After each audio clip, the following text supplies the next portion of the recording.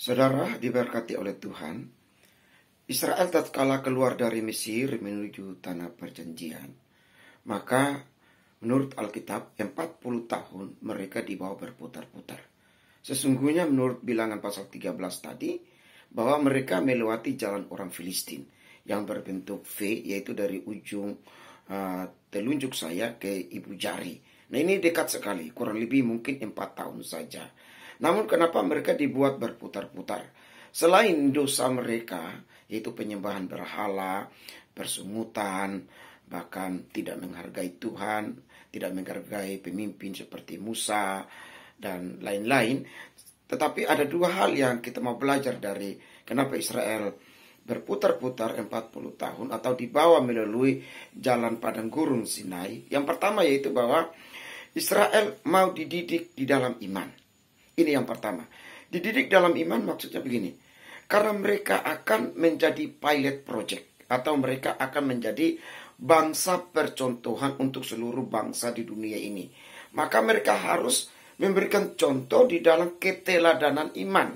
Yaitu apa? Bahwa iman kepada Yahweh, kepada Tuhan Allah pencipta langit dan bumi, yang membawa mereka keluar dari Mesir menuju tanah perjanjian adalah Allah yang bertanggung jawab, Allah yang tahu akan kehidupan mereka, dan Allah yang mampu memberi kecukupan, kelegaan, bahkan kemenangan dalam setiap masalah kehidupan.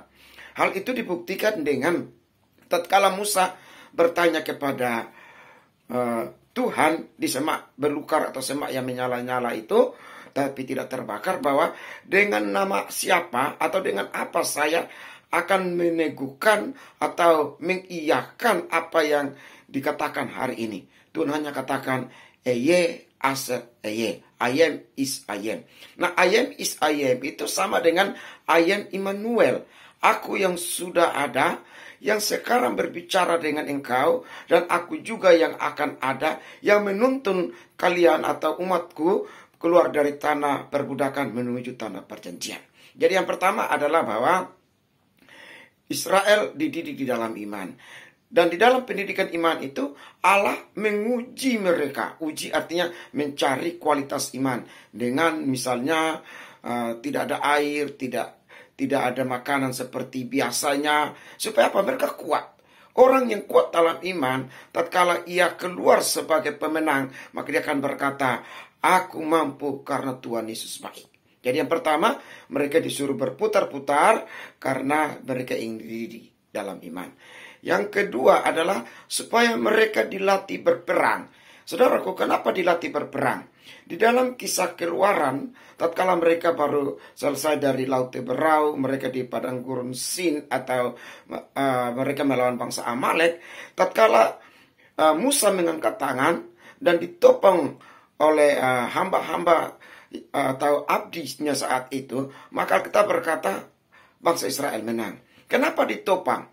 Kenapa ditopang? Karena apa? Bertanda bahwa mereka bersandar, berharap kepada Tuhan.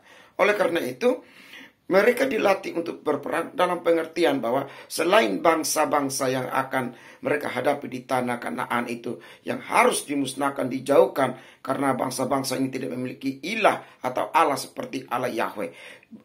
Hal lain yang didapat di situ adalah bahwa supaya mereka berharap kepada Tuhan dalam masa kesesakan, dalam masa seperti perang. Oleh karena itu, mari kita miliki hal-hal seperti ini, yaitu bahwa apapun yang terjadi dalam diri kita, Tuhan tuntut kita itu tetap beriman kepadanya, yaitu melatih iman kita mulai dari hal-hal kecil, hal-hal sedang, hal-hal besar, supaya terlatih iman kita, dan dari iman itulah kita akan keluar sebagai pemenang, dan kita berkata, saya lulus dan saya siap mendapatkan mahkota, karena semuanya karena anugerah Tuhan. Yang kedua adalah bahwa kita harus melihat kasih karunia seperti bangsa Israel, bahwa kita harus berharap terus, hands up, dan kita berserah kepada Tuhan dalam segala hal. Kekuatan kita tidak bisa menolong kita, harta benda, kepunyaan teman, saudara, apapun, siapapun tidak dapat menolong kita. Hanya Allah satu-satunya, Allah yang menyatakan diri kepada Abraham, Ishak, dan Yakub. Allah itulah yang siap dan sanggup menolong kita dalam segala hal. Tuhan berkati. Shalom.